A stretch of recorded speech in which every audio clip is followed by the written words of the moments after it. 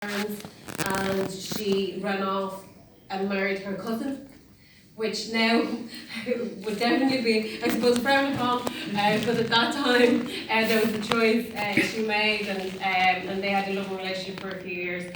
And at that time there was a very rebellious move to make, and it was only after that that she started getting interested in politics, and she started attending what was then illegal Marxist circles in Russia, where people would meet and discuss political topics, and she began reading any Marxist literature that she could get her hands on at the time, all of which was illegal and handed from person to person.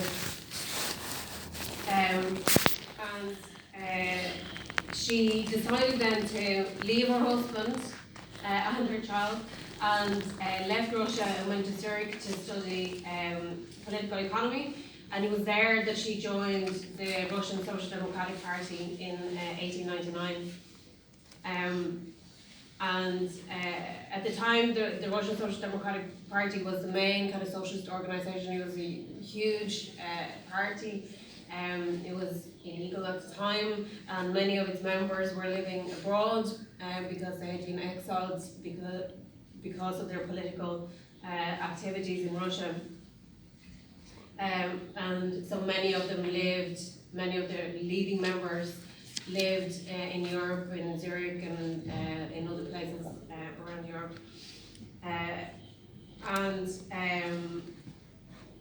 And she became a well-known and a popular speaker at meetings and rallies during this time.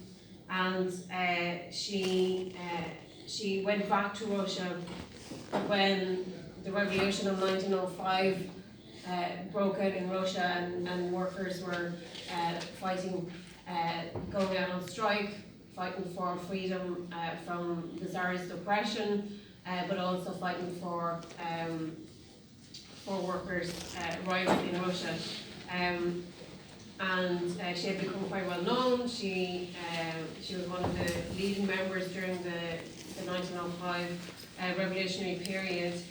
However, the failure of that revolution to gain ground meant even further repression against socialists in Russia at the time, with most of them being exiled abroad, including Kollanti, who in 1908 was forced to leave Russia, and she lived in exile in Scandinavia and in the US until the outbreak of the 1917 revolution in Russia.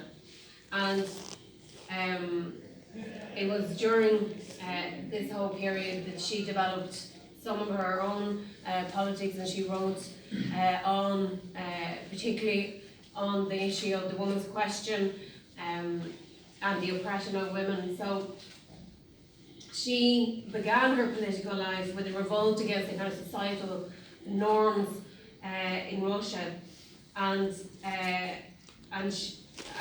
she wrote about those things, but also it was through the Marxist circles and the education that she got that she came to the conclusion that it was not just enough to fight for women's rights, such as the right to vote or the right to divorce, but that the women's movement needed to link up with the workers' movement in order to win real gains for women in Russia and across the world. So she also, she started writing at this time, but her writings were not divorced from activity. She also spent a lot of her time organising women workers into working women's clubs.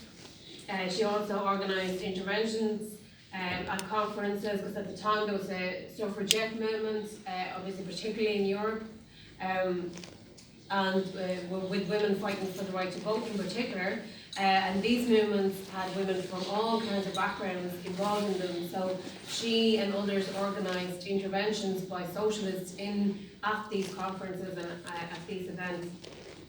And in 1909 she wrote a pamphlet called The Social Basis of the Women's Question. And in that she argues that to win liberation from oppression, women must join with the workers' movement in the fight against capitalism. So she says, the women's world is divided, just as is the world of men, into two camps. The interests and aspirations of one group of women bring it closer to the bourgeois class, while the other group has close connections with the proletariat. And its claims for liberation encompass a full solution to the woman's question. Thus, although both camps follow the general slogan of the liberation of women, their aims and interests are different. Each of the groups unconsciously takes its starting point from the interests of its own class, which gives a specific class colouring to the targets and tasks it set itself. So what she's arguing here is that even at times when the interests and the aims of bourgeois feminists are in line with the interests and aims of working class women, at the end they end up going two separate directions. So in practice, it's an equal opportunity for women and men of the ruling class to engage in the exploitation of workers.